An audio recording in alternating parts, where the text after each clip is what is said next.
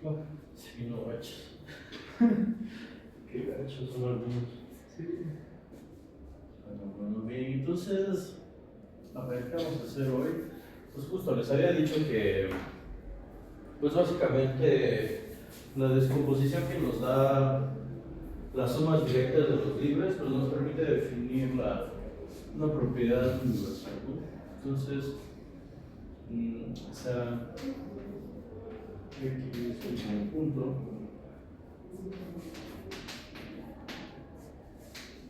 y consideremos a este de aquí, ¿no? Tantas copias de R como me diga X, pero en suma directa, ¿no?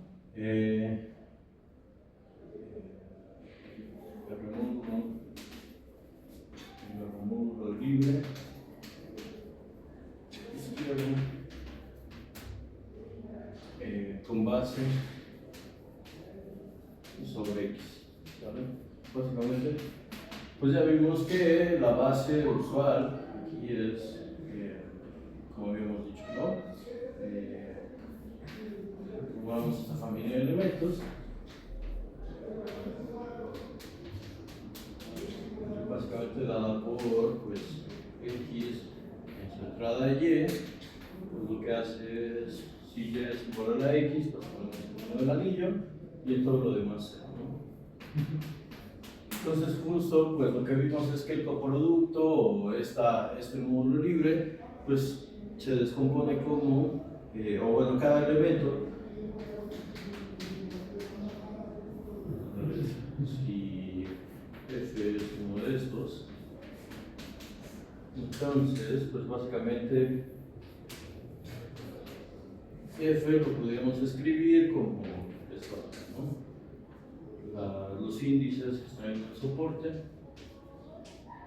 de F. Nos fijamos qué era lo que tenía en esta entrada la F y esto lo multiplicamos por el respectivo canon. Entonces, pues básicamente eso ya fue lo que vimos en la clase de ayer, me parece. Entonces, pues vamos a ver que justo esta propiedad de poder escribir a los elementos de esta forma nos permite definir la propiedad universal, ¿no? Que les decía que era aquí. Entonces, la propiedad universal de los módulos libres, de módulos libres, dice lo siguiente. Bueno, yo no voy a usar X, me gusta más. Si es conjunto, pues básicamente lo que hacemos es, sabemos que de ahí podemos tomar una inyección usual en esta de acá, ¿no? Donde básicamente a cada índice lo mandamos a su respectivo camino, ¿no? Y entonces, si de alguna u otra manera tomamos una función que vaya de conjunto de índices en N, digamos NI, entonces, pues lo que me dice la propiedad universal es que va a existir entonces un morfismo y además único, que le vamos a llamar, si a esta le llamo, esta es una inyección canónica, vamos a ponerle, y esta, pues esta inyección la vamos a llamar phi, ¿no? Entonces existe un phi barrita morfismo y además único, morfismo de remódulos, tal que pues se extiende a esta elección, ¿no? Tal que phi barrita aplicado a los respectivos EIs, ¿no? A la familia de los EIs, vamos a ponerlo así.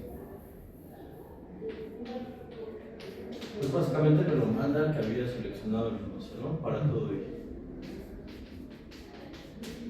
Entonces lo que me está diciendo es que pues lo que estoy haciendo es extender linealmente a una elección de elementos, ¿no? Básicamente lo que me está diciendo es que el generado por esa familia de NIs la puedo escribir básicamente como un, vamos a ver que de hecho es un epimorfismo, ¿no? O sea, no nada más es un morfismo cualquiera, sino que va a ser un EPI correstringido al generado de estos anillos, ¿sale? Entonces, la propiedad universal de los libres que podemos extender linealmente a una elección de elementos en un módulo cualquiera, siempre pasando por el libre, ¿no? Entonces, pues vamos a ver esto. O sea, básicamente, pues sí, aquí ya lo escribí, pero bien podría decir que nada más agregar que recordar que es un R módulo y pues ya está, ¿no? Entonces, para cualquier R módulo que yo me tome, de tal forma que pueda definir una función de I a K, existe un único morfismo de R módulos de este en este, de tal forma que le pega a la elección que había dicho, ¿no? Entonces, bien, entonces, ¿cómo definimos ese morfismo? ¿Cómo lo definimos? Demostración. O sea, definimos pues básicamente a un elemento que ya dijimos que lo podemos escribir de alguna forma, ¿no? Ahí básicamente vamos a poner X, ya no F, sino que hacemos la descomposición de los canónicos, ¿no? Entonces lo que hago es esto, descompongo los X en el soporte de X, ¿no? Entonces me fijo que tiene la iésima entrada de X y eso lo multiplico por el respectivo canónico, ¿no? Y entonces, pues ¿cómo voy a definir phi barrita? Phi barrita de esta X, ¿cómo lo voy a escribir? Pues básicamente me tomo la misma combinación lineal, pero pues lo que hago es, justamente quiero que se cumpla esto de acá, pues lo que hago es entonces, bueno, y esto de aquí es phi I, ¿no? Entonces, pues básicamente lo que hago es, para cada soporte de X, pues lo que hago es multiplicar lo que tiene en esa iésima entrada, ¿sale? ¿A quién? Pues lo que voy a multiplicar es al que me interesa, ¿no? Pues justamente si lo que quiero hacer es cambiar los 6 por estos, pues lo hago tanto. Y ya está, ¿sale? Entonces yo digo que, bueno, esto tiene sentido, ¿no? Esta suma es finita porque, acuérdate que X es un elemento en el libre, ¿no? Y el libre es un coproducto, y los coproductos sabemos que sus elementos tienen soporte finito, ¿no? Entonces esto sí tiene sentido, ¿sale? Este es un escalar multiplicando a este elemento en este remódulo, ¿sale? Entonces es importante tener la estructura del remódulo para que tenga sentido esto de acá, ¿no? Este es, vamos a ponerlo nada más, que esta es la multiplicación del módulo en el, ¿sale? Y pues ya está. Entonces, pues nada más tenemos que ver que, bueno, ya tenemos un morfismo, tenemos que ver que extiende, ¿verdad? Extiende a este. Voy a poner aquí que también se llama teorema de extensión lineal, ¿no?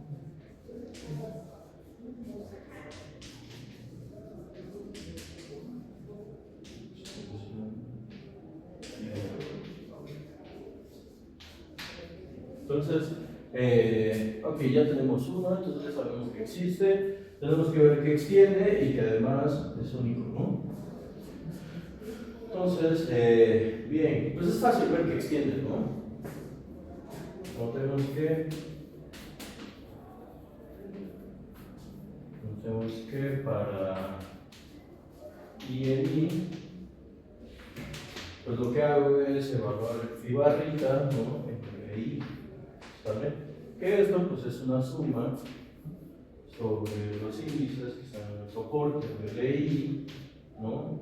Y entonces lo que hago es fijarme que tiene una iésima entrada, este EI, perdón, una JS entrada, este EI, y lo multiplico por el phi de J, ¿vale? Por el respectivo. Bien, pero ¿quién es el soporte del EI? Pues, o sea, los canónicos lo único que hacen es tener una entrada distinta al 0 y todo lo demás es 0, ¿no? Justo la entrada la dice el subíndice, ¿no? Entonces, pues lo único que tiene es un sumando. ¿Cuál es ese sumando? Pues es el pi sub i, ¿verdad? Aplicado en el EI. O sea, que es revisar que tiene una milésima entrada y esto lo voy a multiplicar por el phi de i, ¿no? Pero justo esto de aquí, ¿quién es? ¿Qué tiene la milésima entrada del EI? Pues en esta entrada, ¿no? Este índice es esta entrada, me dice que tiene el 1. Entonces tenemos el 1 del anillo que multiplica al phi sub i, pero bueno, como estoy en el R módulo n, pues esto, el multiplicar al 1 me deja exactamente. Entonces, sí extiende, ¿no? Entonces se cumple lo que quería, que es esta propiedad. Entonces, vamos a ver que es único, o sea, vamos a suponer que existe otro, ¿no? Otro morfismo de libre en n, de tal forma que extiende al phi, ¿sabes? Entonces, sea, ahora sea,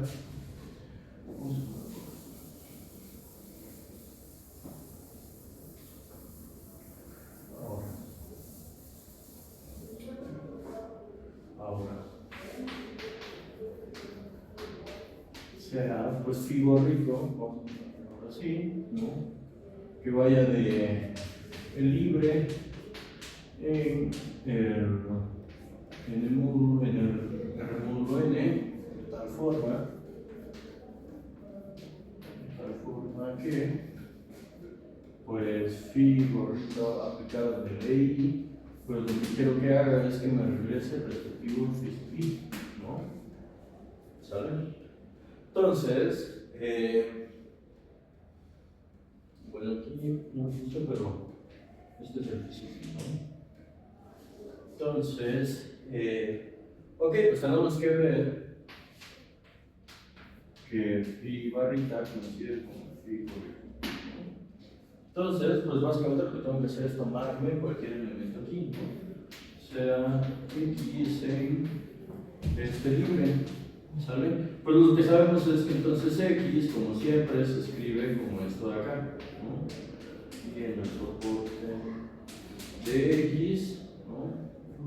Ver qué es lo que tiene una y en entrada x, y eso se lo voy a multiplicar pues al respectivo no, perdón, eso, ajá, al respectivo canónico, ¿sale? Entonces, lo que tiene la y entrada x se lo voy a meter al canónico, ¿no? Entonces, pues ¿qué pasa cuando aplico phi gorrito?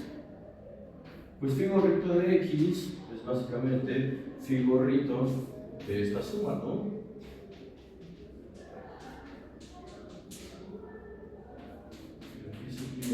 X que multiplica de y, ¿sale? Pero esto es una suma finita, ¿no? Porque x está en este coproducto. Entonces, este morfismo abre esa suma y este escalar lo saca, ¿no? Entonces, pues básicamente me queda, esto es, por cada y en el soporte de x, pues lo que hago es sacar el escalar y esto multiplica al phi gorrito aplicado en el respectivo EI, ¿sale? Pero bueno, el EI, lo que estoy pidiendo es que justamente en el EI la phi gorrito coincida con la phi, ¿no? Entonces, voy a borrar por acá, para no borrar la propiedad universal, pero básicamente ya acabamos, ¿no? O sea, pues eso es phi gorrito de x, pues esta suma.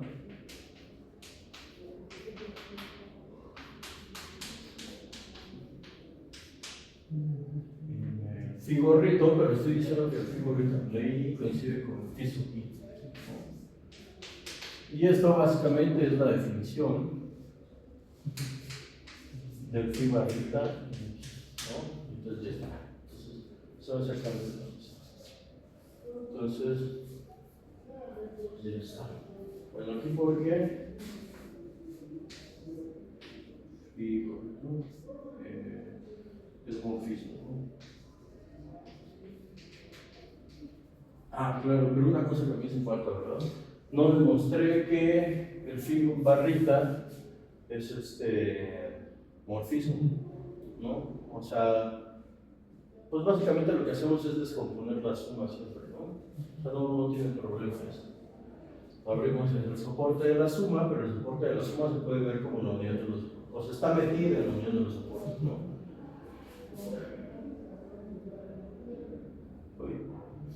Perdón, así que iba a estar muy negro.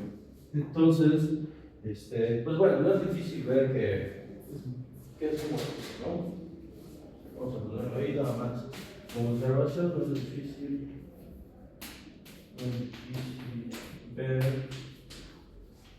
que phi barrita es morfismo, ¿sabes? Entonces, bueno, no me falta eso, pero básicamente pues ya vimos que cualquier otro que cumpla esto es igual a él, ¿no? Entonces, pero bueno, ya está. Entonces, pues justo esa es la propiedad universal de los módulos libres o el teorema de extensión lineal. Básicamente cada vez que tenemos una base, definimos la función que queremos en la base y sabemos que automáticamente podemos extender linealmente, ¿no? Y claro, lo que decía, entonces, una observación, ¿no?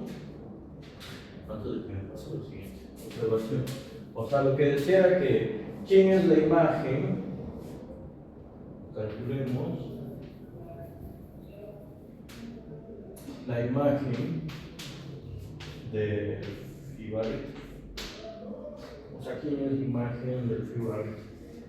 Entonces, pues básicamente, empezamos a notar lo siguiente, ¿no? Notemos que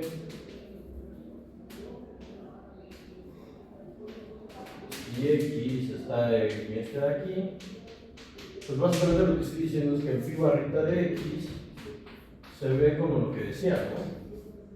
Como los i's que están en el soporte de x. Entonces lo que hago es fijarme lo que tiene el x en la y' entrada y eso lo multiplico por el phi sub i, a quien vaya a mandar el respectivo canónico, ¿no? Entonces fíjate que básicamente esto es una suma finita de elementos que se ven como un producto escalar, un producto de un escalar por alguien que está en el phi sub i, ¿no? O sea, básicamente lo que estoy diciendo es que este de aquí pertenece al submódulo generado por todas las imágenes de los phi sub i. ¿Sale? Aquí esto corriendo sobre los phi sub i. ¿Sale? Entonces, pues básicamente lo que estoy diciendo es que este morfismo en realidad es un epi, no necesariamente es un mono, pero sí es un epi en el generado, que esto es un submódulo de n. ¿Sale? Todos estos elementos caen en n, entonces el submódulo generado por ellos pues es un submódulo de n. Entonces, ¿qué es básicamente? O sea, esto de aquí, ¿quién es? Pues es básicamente lo que decíamos otra vez, es que es la suma de estos submódulos, ¿no? Corriendo todo i, ¿sale? Entonces lo que estoy diciendo es que pues lo que hacen los módulos libres, ¿no? Es darle dimorfismos a sumas de cosas que están generadas por, bueno, que a un submódulo, que es un módulo en sí, a un R módulo, que está generado por estos elementos, ¿sale? Entonces, pues básicamente lo que estoy diciendo es que phi gorrito, entonces, phi gorrito, correstringido a la suma de estos, es el.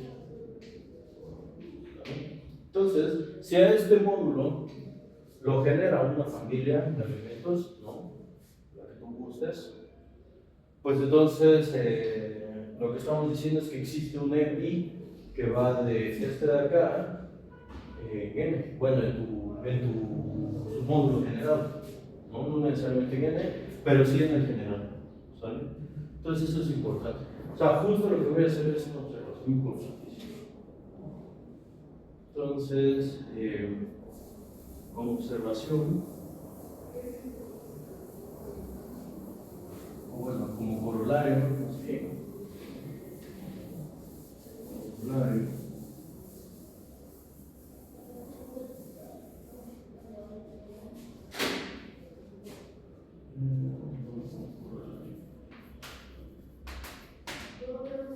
si M es un módulo generado por tanque, pues M es la suma de, pues, ¿qué quiere decir que esté generado? Pues esto de aquí, ¿no? Y ¿sale? Con, pues estos elementos X y una familia cualquiera de elementos que están en M, ¿sale? O sea, si a M lo puedo ver como el generado por estos elementos, ¿sí? Que es la suma de estos cíclicos, entonces lo que tenemos es que entonces existe un libre, bueno, un R módulo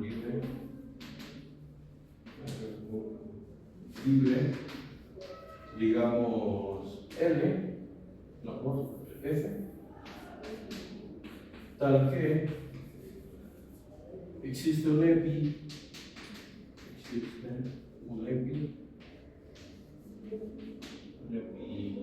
vamos a poner epsilon, que vaya de F, ¿vale? Y eso es muy importante. A lo mejor ahorita todavía no va a ser tan claro, pero vamos a ver que justamente otros tipos de módulos lo que hacen es, pues, como es un EPI, pues lo que me está diciendo es que puedo con este cubrir o barrer a todos los elementos del EPI, ¿sale? Entonces, pues a saber quién es el módulo libre, pues básicamente F me lo va a decir quién es esta familia de elementos, ¿no? Básicamente va a ser este libre, ¿sale? Entonces, hay un EPI que va de este libre en M, ¿sale? Y en general, aunque no sea un módulo que sea generado, de hecho siempre tiene una familia de generadores, ¿no? Un módulo. ¿Qué familia de generadores, como el módulo, tiene cualquier módulo M? A ver, vamos a ver.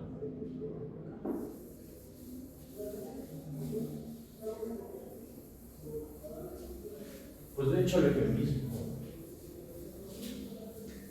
O sea, M mismo. O sea, lo voy a poner aquí como observación. M está bien. Que pues básicamente M es igual a la suma de todos los R, M con M corriendo en M.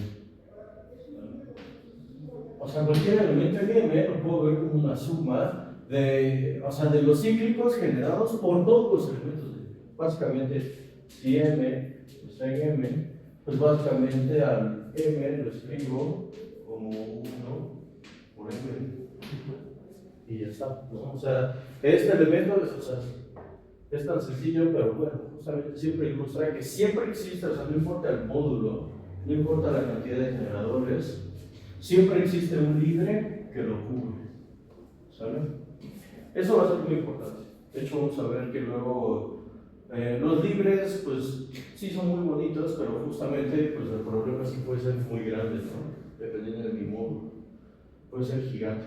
Pero vamos a ver que hay otro tipo de objetos que no necesariamente son los libres que también cubren a estos módulos. Por ejemplo, vamos a ver después que los proyectivos, los módulos proyectivos nos van a cumplir esto de aquí. Va a existir un EPI que justamente barre. Para cada módulo existe un EPI que cubre, bueno, y un proyectivo y un EPI, de tal forma que me cubren a mi módulo. Eso es el flow general. Para lo que significa que sea un proyectivo. Pero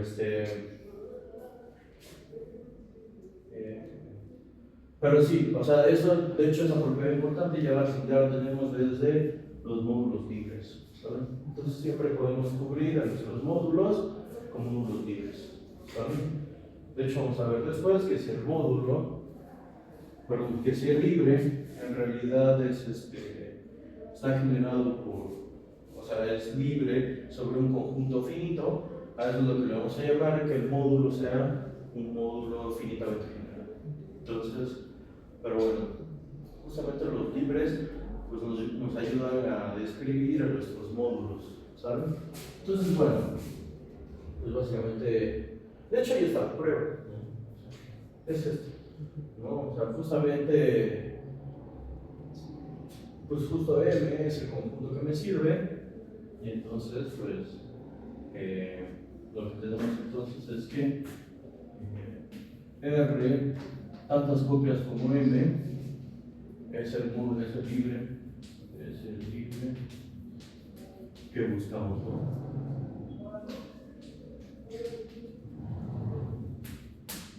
¿Cómo obtenemos el EPI? Pues básicamente de M lo que hago es considerar M, ¿verdad? ¿Cuál es la función que voy a considerar acá? Pues la identidad de M. Yo tomo la identidad, me tomo el libre asociado a este M, ¿no? Que lo que hace es me lo manda en el respectivo canónico. Y entonces la propiedad universal me dice que existe un módulo, perdón, un morfismo que va de acá para acá, ¿no? Y pues básicamente, ¿cómo vemos que es un EPI? Pues para cada elemento aquí, pues aquí lo que hace el morfismo es M, para acá lo manda al mismo EPI, ¿no? Pero M, a través de esta inyección, lo que hace es mandarlo a dónde? Pues lo manda al canónico asociado a M. Y entonces, pues básicamente como este diagrama conjunta, básicamente lo que está diciendo, pues entonces tenemos que este M siempre lo manda al M. Entonces, el M del módulo viene del respectivo canónico. Entonces es un EPI, ¿no? Entonces, o sea, el diagramita nos ayuda a hacer la demostración, ¿no? Igual no es tan formal, pero justo la idea es esa, ¿no? Entonces, pues es eso, o sea, básicamente es lo que tenemos acá, ¿vale? Entonces, pues ya lo voy a poner aquí, que cierro. Entonces, el diagramita es el que nos dice quién es el elemento del que viene pues su canónico, ¿sabes? Entonces ya está, o sea, los libres pues, cumplen cosas muy importantes y por ejemplo cumplen cosas muy interesantes que ya conocíamos del caso de los espacios vectoriales, ¿no? De los espacios vectoriales lo que decíamos era, tienes una base de tu espacio, si quieres definir, bueno, tienes dos bases, ¿no? Tienes dos espacios vectoriales B y W y tienes una base de este y tienes una base de este otro. Entonces lo que haces pues, es ver a dónde mandas este canónico, ¿no? Extiendes linealmente. Entonces lo mandas a un elemento aquí, lo mandas a un, yo qué sé, W1, ¿no? Y entonces haces eso para cada uno de estos, y entonces el teorema de extensión lineal en el caso de espacios vectoriales te dice que pues, si ya lo definiste en la base, pues solo los demás son combinaciones lineales de las imágenes, ¿no? Y ya está. Entonces es exactamente lo mismo. O sea, se cumple todavía, bueno, se puede generalizar un poquito esa idea a los módulos, a través de únicamente los módulos libres, ¿saben? Entonces, pero bien, ¿qué otra cosa cumplían los módulos, perdón, los espacios vectoriales que tienen, bueno, ya sabemos que ellos tienen bases, que es una cosa que siempre, bueno, que tomábamos en cuenta acerca de las bases. Si K es, bueno, si R es un campo, si R es campo, todo el módulo es espacio vectorial. Pero creo que me está haciendo falta algo. Antes de que me salte esto, justamente. Algo que quería ver era que los libres, la propiedad universal también nos lanza que los módulos libres van a ser, salvo el conjunto, salvo que hace que cambien los módulos libres, es el conjunto por el que estoy construyendo mi base. O sea, básicamente para cada conjunto podemos construir un libre y además ese libre es único bajo isomorfismos. Es una cosa que me hizo falta, ¿no? O sea, justamente la propiedad universal me va a decir que, pues, que cualesquiera dos módulos libres que tengan bases del mismo tamaño, entonces van a ser únicos salvo isomorfismos, ¿no? O sea, quienes me van a decir que son únicos son el conjunto por el que estoy generando a mi módulo libre, ¿sabes? Entonces, a ver, antes de que me salte, justo, siempre tiene que ver con las bases. Pero sí, antes de que me vaya al tamaño de las bases, pues justo, lo que estoy diciendo es que si tengo un conjunto, puedo construir un libre que tenga una base de ese tamaño y además ese módulo libre es único salvo isomorfismos, ¿no? Entonces, esas son las dos cosas que voy a mencionar antes de que me vaya a lo otro que decía, ¿no? Entonces, otro pequeño corolario de la propiedad universal es que si Y es conjunto, existe un remódulo libre con base de tamaño, pues el cardinal de Y, ¿no? Y este es único,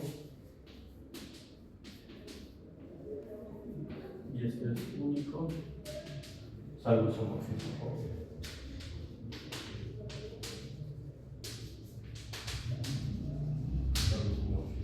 Entonces, pues básicamente, ¿quién es el módulo que nos sirve? Pues básicamente es esta ahí, ¿no? Si es conjunto, sabemos que pues este de aquí es libre, ¿no? Es libre y tiene por base aquí, y tiene por base a, pues a esta familia de aquí, ¿no? Los 6 con cada de aquí, ¿no? Entonces, pues ya estoy exhibiendo un libre que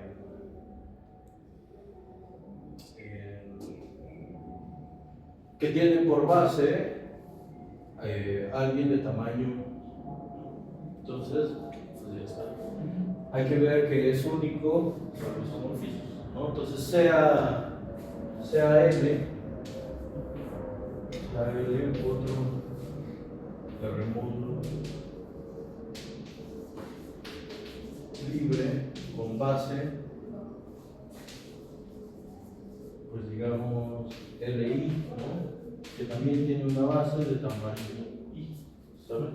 Entonces, pues básicamente, ¿qué es lo que voy a hacer? Pues otra vez voy a construir un diagramita, ¿no? ¿Cómo me va a quedar mi diagramita?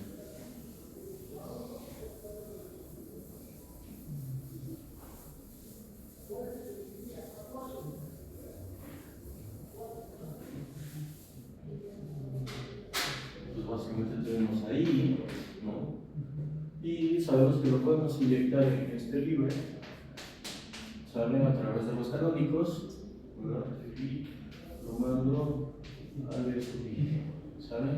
Y entonces el otro remódulo, pues es el M, ¿sale? Que básicamente lo que voy a hacer es mandar a este I aquí en el respectivo I, ¿no? Y esto es una función, llamamos phi, ¿no? Entonces lo que me dice aquí, normalmente llamamos, es una inyección, ¿no? Entonces, pues la propiedad universal lo que me dice es que existe un morfismo de aquí para acá, ¿no? ¿no? Entonces, bien, de acá para acá, de tal forma que,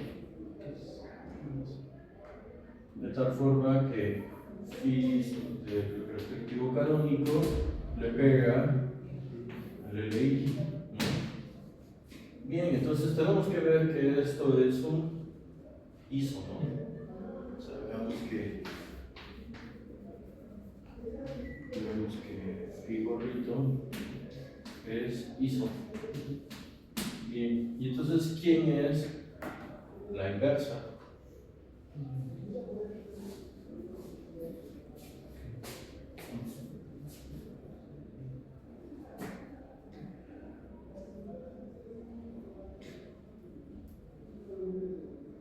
O podemos ver que justamente o es un mono y es un enfi, ¿no? A la vez. Entonces yo creo que nos conviene ver más que nada eso, ¿no? Veamos que es mono y X, ¿saben? Es más fácil, yo creo que sí. O sea, la inversa igual es sencilla de dar. Pues básicamente lo que hago es utilizar otra vez la propiedad universal de los libres, y entonces los mando a los respectivos X. Pues ya está. Pero bueno, esa es la otra. Pero lo podemos hacer así. Sea X en el kernel figura. Entonces lo que me dice es que, pues a X ya sabemos que lo podemos escribir de la forma de decir, ¿no? Los hice en el soporte, de tal forma que entonces me fijo que es lo que tiene X en la y entrada, y esto lo multiplico por el X, ¿saben? Entonces, la propiedad universal que me dice cómo se ve este morfismo aplicado en figura, pues digo en X. Pues como está en el kernel, por una parte esto es cero, ¿no? Y por otra parte, esto es pues, lo que decíamos, era la misma suma. Ya no voy a escribir los índices, ya sabemos que corren en el soporte. Pues es básicamente lo que tiene lo que tiene X en la y entrada, y esto lo multiplico. Pues básicamente lo que quiero hacer es mandar los X a los LIs, entonces entonces, ¿qué es lo que me está diciendo? Tengo una combinación lineal de elementos aquí que le pegan al cero. Como es libre, bueno, sabemos que es una base, ¿no? Entonces lo que me dice es que todas estas entradas valen cero. Entonces, ahí está. Entonces, como todas las entradas en el soporte valen cero y también afuera del soporte vale cero, pues entonces la X es cero, ¿no? Y entonces ya tenemos que es un mono, ¿sabes? Entonces, bueno, como este de aquí es base de L, entonces para todo I en I ya directo, ya sabemos que en el soporte es simple, pero también fuera del soporte, pues lo que tenemos es que la Y es una entrada de X es cero, ¿sabes? El cero de la Y. Y entonces, pues si es el cero de la Y de todos lados, entonces X es el cero desde acá, ¿saben? Y ya está. Entonces es mono. Entonces, figurito es mono. Bien, entonces ya está. Y ahora, ¿cómo vemos que es un X? O sea, ahora para ver qué es el pino,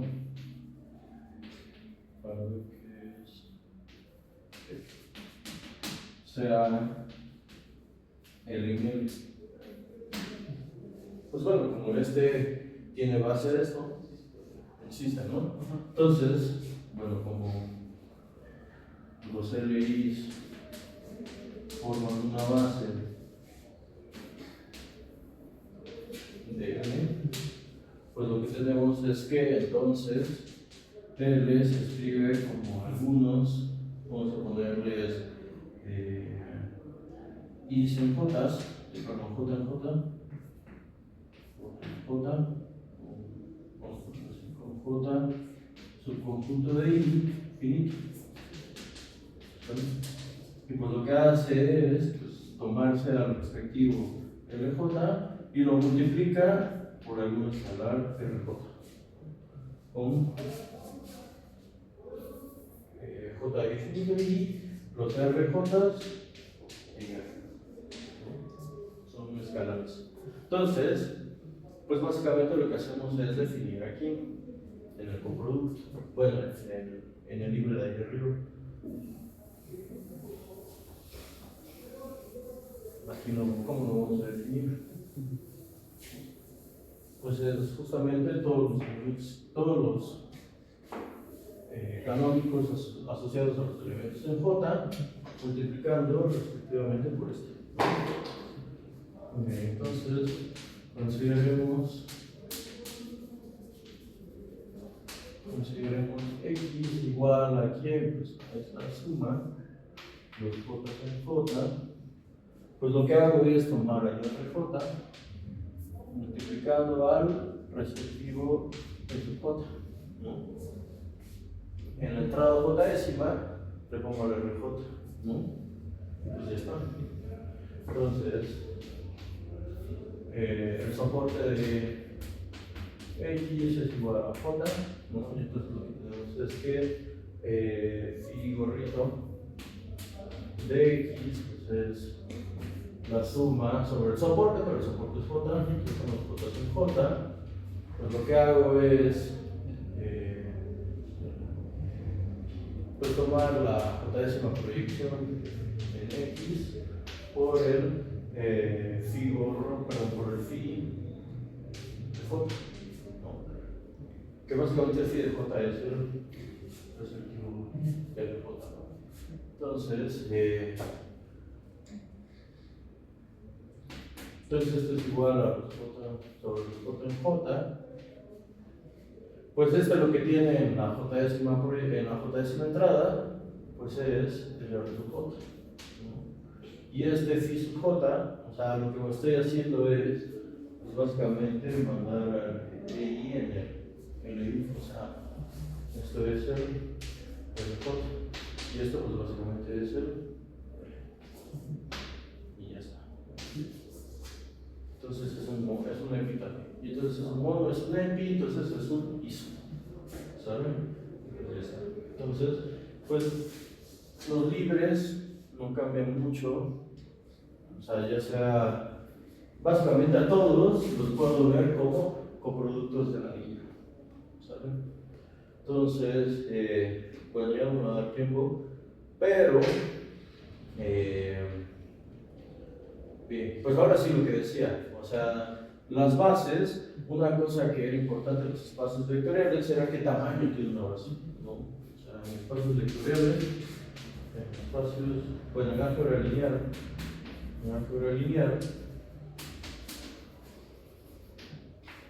importa el tamaño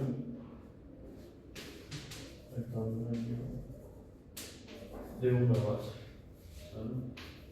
De una base. Aquí, pues también importa, pero el problema, de hecho, es invariante. En el caso de álgebra lineal, ¿no? Es invariante, o sea, no cambia el número, es decir, cualesquiera dos bases,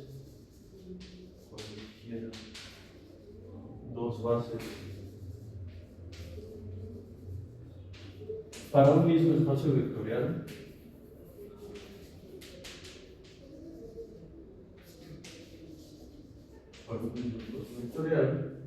tienen el mismo tamaño, tienen el mismo cardinal. El problema es que los módulos no necesariamente por eso, ¿saben? Una cosa que sí vamos a ver mañana es que si mi módulo tiene una base infinita, de tamaño infinito, entonces de hecho cualquier otra base tiene el mismo tamaño. En el caso infinito. Pero el caso finito no necesariamente. ¿Vale? Entonces, justo en la tarea, es lo que les decía, para construir para lo mismo, ni siquiera se tienen que meter con cosas, o sea, con un módulo extraño. De hecho, en el módulo regular, para cierto anillo, pues ya de por sí él tiene bases de distintos tamaños. De hecho, ustedes van a ver que tiene una de tamaño 1 y de tamaño 2, y con media van a ver que justamente para el ejemplo que está ahí en la tarea, para todo natural, bueno, para todo entero positivo,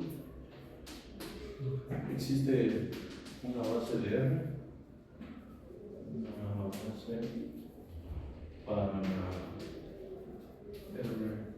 para el R módulo izquierdo regular de tamaño. Bien. Entonces, pues o sea, el problema es que entonces aquí, como no es invariante, ¿no? O sea, dependiendo de la base, pues sí cambia el tamaño, pues no podemos definir una cosa como la dimensión, ¿no? Como en el caso de espacios vectoriales. Cuando sí ocurre eso, por ejemplo, como lo que digo, cuando tiene una base infinita, entonces definimos, no le vamos a llamar dimensión, le vamos a llamar rango. O sea, si todas las bases tienen el mismo cardinal, decimos que ese cardinal es el rango de mi módulo, ¿sale? Justamente es el, no sé, si M es un R módulo con todas las bases,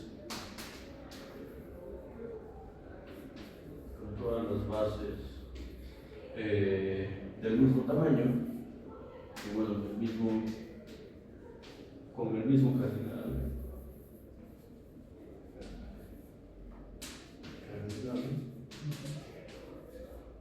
Definimos el rango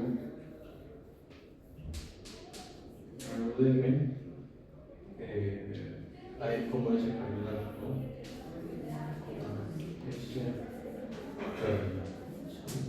Por ejemplo, como te digo, mañana vamos a ver que si tiene una base infinita, bueno, de tamaño infinito, entonces todas las demás bases tienen el mismo tamaño. Entonces, por ejemplo, si mi R módulo está generado por una cantidad infinita de elementos, entonces él tiene rango infinito, ¿sale? Aquí libre, ¿no? No tiene sentido, ¿no? Entonces, si es libre y todas sus bases tienen el mismo cardinal, pues entonces ese cardinal le llamamos el rango de M. Básicamente porque entonces lo que me dice es que M es isomorfo a tantas copias del anillo como ese cardinal, ¿no? Entonces,